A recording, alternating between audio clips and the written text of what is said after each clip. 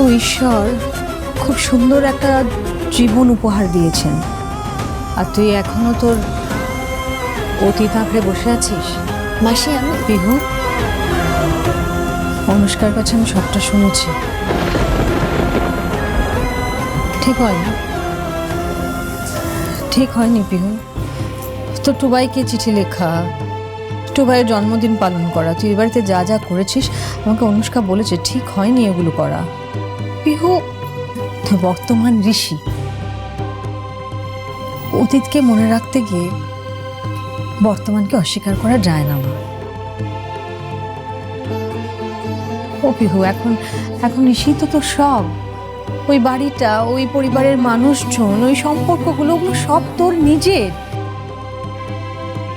তোর একটা নতুন পরিচয় আছে, তুই সেন বাড়ির বড় বউ। এই তো সেদিন অগ্নিসাক্ষী করে কথা দিয়েছিলি যে তুই স্ত্রী হয়ে সারা জীবন তোর স্বামীকে সমস্ত বিপদ আপদ থেকে রক্ষা করবি, তুই তার পাশে থাকবি। তুই কথা দিয়েছিলি কোনো অবস্থায় কোনো পরিস্থিতিতে হাত ছাড়বি না। কিন্তু মাসি, এইসব প্রতিজ্ঞাই যে আমি টুবাইদাকে করেছি। তোমার মতো আমাকে কেউ কোনোদিনও ভালোবাসতে পারেনি, আর পারবেও না টুবাইদা। আমি এত বছর যেভাবে তোমাকে আগলে রেখেছি, আমি সারা জীবন তোমাকে সেইভাবেই আগলে রাখবো। আমি প্রতিজ্ঞা করছি। আমায় একটা কথা দিবি প্লিজ? এবার যখন এই বাড়ি ছেড়ে ও বাড়ি, তো নিজের বাড়ি, নিজের সংসারে ফিরবি, তখন না সবটা আবার নতুন করে শুরু করবি। পুরনো যা কিছু আছে, অতীতের সেই সমস্ত ছায়া, তোর আজ, তোর আগামী, এর উপর যেন না পড়ে রে মা। দিয়ে আমায় কথা এটুকু, হ্যাঁ?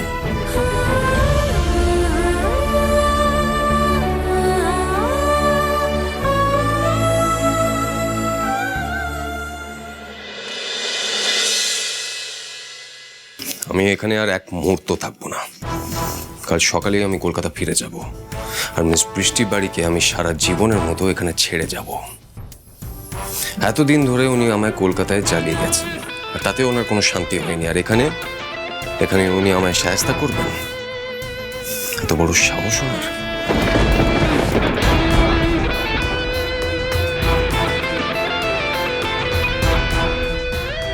আরে স্বপন, কেমন আছো? এই শানু ভালো আছে তো? আরে অলোক, হ্যাঁ ঠিক ঠিক। শুনলাম মেয়ে জামাই অষ্টমঙ্গলা করতে এসছে, তাই আমরাও দেখা করতে চলে এলাম। নাও ধরো ধরো ধরো ধরো। ও বাবা, আচ্ছা কই ওদের তো দেখছি না।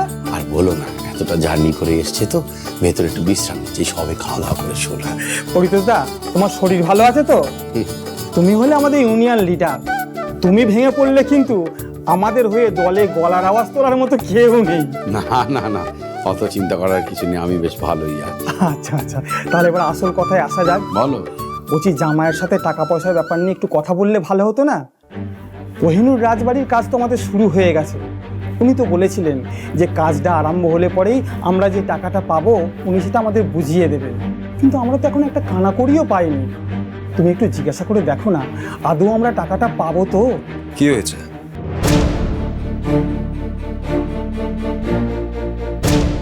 না না, কিছু না বাবা, ওই আমাদের বাড়িতে জামাই এসছে, তাই ওরা সবাই মিলে এই যে মিষ্টি নিয়ে এসছে দেখা করতে, বুঝতে পেরেছো তো?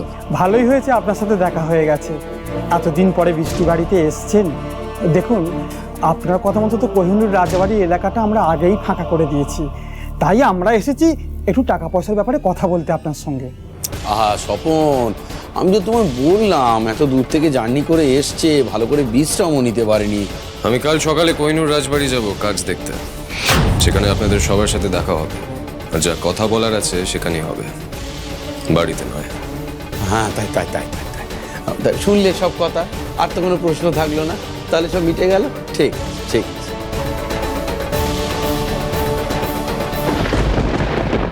বলো সাধন। স্যার, ঋষি সেন কাল সকালে কোহিনূর রাজবাড়ি যাচ্ছে। হ্যাঁ, ইউনিয়নের লোকেদের টাকার ব্যাপারটার জন্য।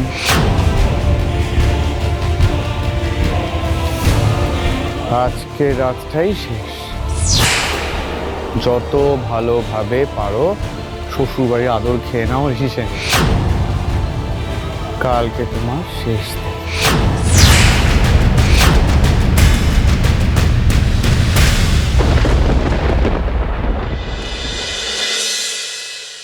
কিরে গুলতি, কেমন আছিস তুই? ঠান্ডা পড়েছে না, ওই জন্য স্নান করিসনি?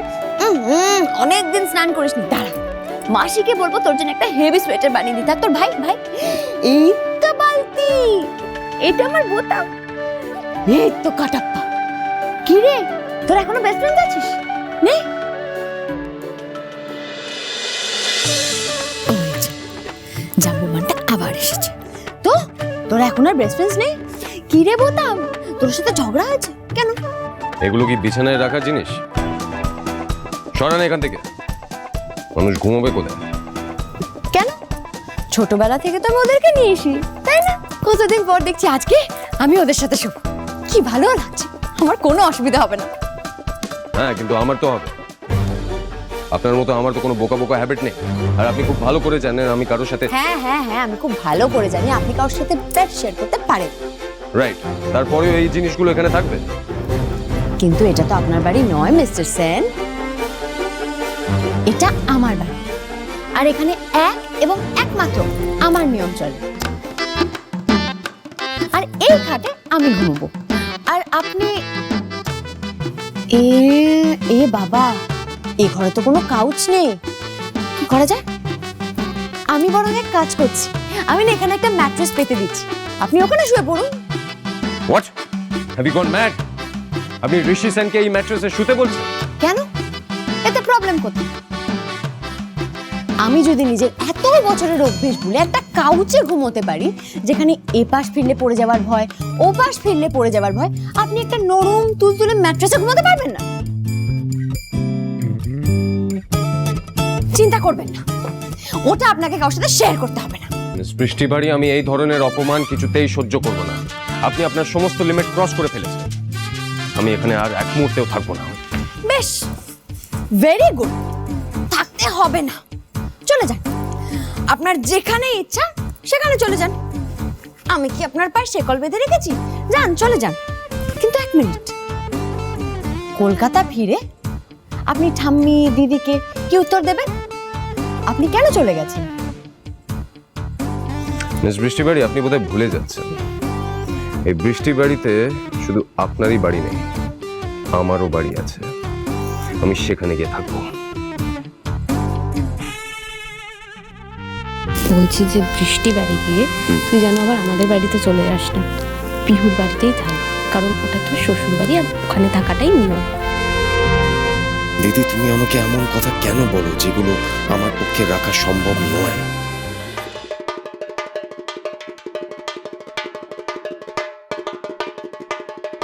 শুধু আজকের রাতটা আমি অ্যাডজাস্ট করছি, তারপর আপনার যত ইচ্ছে আপনি ঘুমান আপনার ওই খাটে, আর কেউ আপনাকে ডিস্টার্ব করবে না।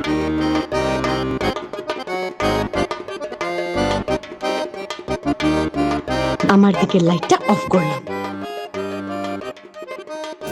লাইট জ্বালিয়ে শর্ত মারার অভ্যেস নেই, তাই লাইটটা অফ করলাম। ও কদিন পর নিজের বিছানা, নিজের ব্ল্যাঙ্কেট।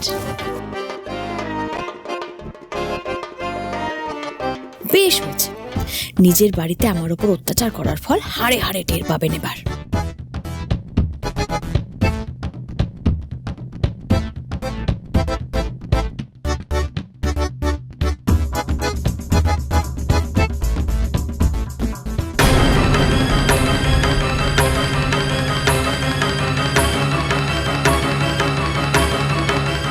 আপনাকে জব্দ করার একমাত্র অস্ত্র এই চিঠি, ঘুমিয়ে হোক বা জেগে, এটাকে আমি কিছুতেই নিজের কাজ ছাড়া করব না।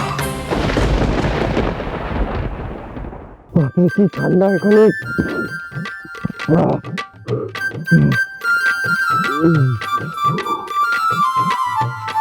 এগুলো পরে নিন, আরাম পাবেন।